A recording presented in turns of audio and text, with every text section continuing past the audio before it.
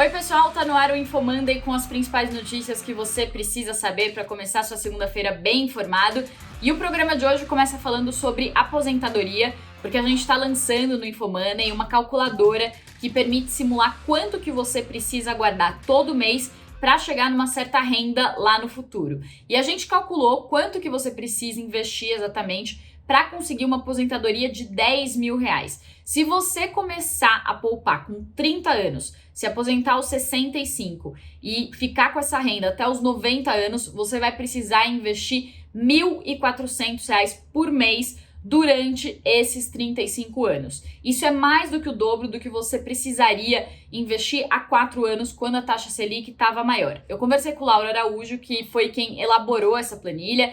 Ele é assessor de investimentos e o que ele explicou é que quando a taxa Selic estava acima de 14% ao ano, lá em 2016, você conseguia rendimentos e investimentos conservadores de cerca de 6% acima da inflação e já líquido de imposto de renda e taxas.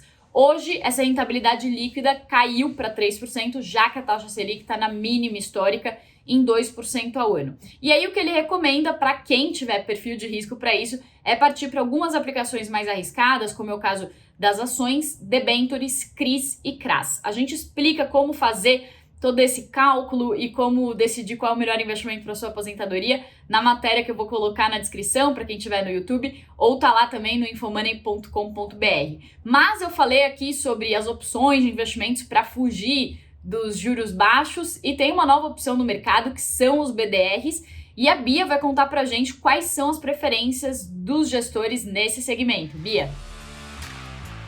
Os BDRs estão mesmo no centro das atenções do mercado financeiro. Isso porque a partir de agora, do mês de setembro, qualquer investidor brasileiro vai poder ter acesso à negociação de recibos de ações de empresas negociadas hoje nos Estados Unidos, na Europa ou na Ásia. É mais uma maneira de o brasileiro ter acesso à diversificação internacional do seu portfólio. Hoje, a participação do investidor pessoa física nesse segmento é pouco expressiva, não chega a nem 10%, mas é claro que a tendência é que cresça bastante daqui para frente. De olho nisso, a gente foi conversar com gestoras de casas como Bradesco, Banco do Brasil, IP e Western Asset para saber onde estão as preferências dos gestores em seus respectivos fundos.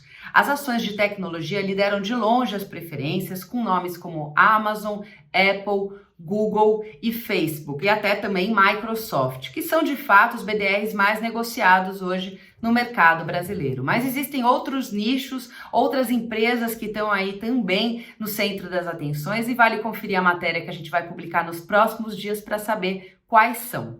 Falando do que vem pela frente, Figo, o que a gente deve esperar dos mercados brasileiro e americano já na próxima semana? Em mercados, a gente vai julgar nos próximos dias uma matéria que faz o balanço dos balanços, né? Como se comportaram os números das companhias no segundo trimestre de 2020. Os analistas, eles não estão prestando muito atenção se os números foram fortes ou fracos, mas eles estão olhando ali com lupa como que as empresas estão endereçando algumas questões que são fundamentais, né? Como o endividamento, o caixa, o perfil da dívida e o guidance também até o final do ano, né? Como que a empresa acredita que os seus números vão se comportar daqui para frente. Além disso, na agenda econômica, os investidores ficam de olho no Jackson Hole, que é uma conferência super importante para o mercado financeiro que acontece nos Estados Unidos e que conta com o discurso do Jerome Powell, que é o presidente do Fed, do Banco Central Americano. Ele deve dar algumas dicas aí, algumas pistas sobre como o Fed vai continuar conduzindo a política lá nos Estados Unidos para combater aí os efeitos da crise econômica no país, né, na economia do país, e isso deve pesar nos mercados. Também nos Estados Unidos sai a prévia do PIB no segundo trimestre e a gente vai ter a convenção republicana, né? A gente já teve a convenção democrata e a gente vai ter a convenção republicana nos próximos dias, e o InfoMoney vai fazer uma live na sexta-feira para comentar como é que foi aí o desempenho dos dois lados, tanto democrata quanto republicano, lembrando que a corrida pela presidência dos Estados Unidos continua, né? As eleições se aproximam e isso certamente tem impacto forte nas bolsas. E agora o Marcos vai falar um pouco como que fica o cenário de política no Brasil. Nos últimos dias, o mundo político se mobilizou em torno praticamente de um veto do presidente Jair Bolsonaro. O dispositivo impedia ajustes salariais, novas contratações e a progressão de carreira até dezembro de 2021. Na última quarta-feira, o Senado Federal derrubou esse veto e fez com que o dispositivo tivesse que ser analisado pela Câmara dos Deputados. Os deputados, no final das contas, mantiveram o veto depois de um amplo esforço, uma ampla mobilização do governo federal, na figura do seu novo líder, que estreava na própria semana, o Ricardo Barros, e também de outros líderes partidários, de governadores e também do presidente da Câmara dos Deputados, Rodrigo Maia, que foi o grande vencedor aí com esse processo.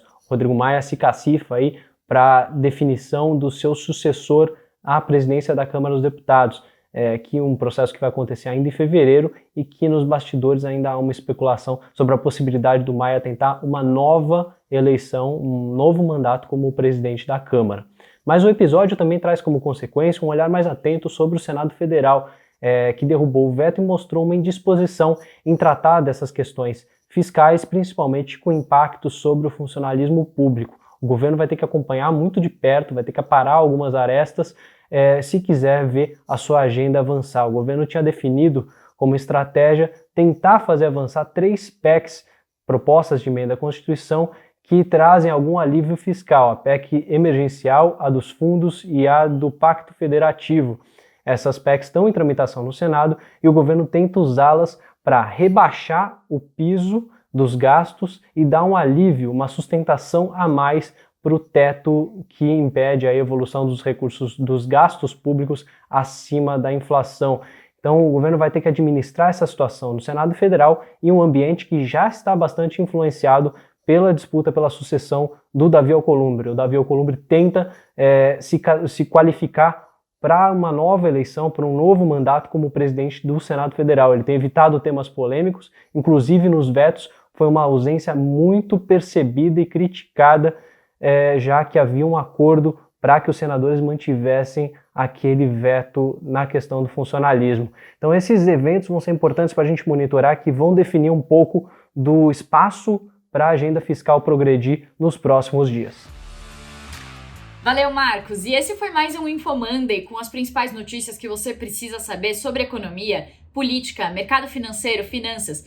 Tudo que você precisa para começar sua semana bem informado, você encontra aqui e no infomoney.com.br. Obrigada mais uma vez pela companhia e até a semana que vem. Tchau, tchau!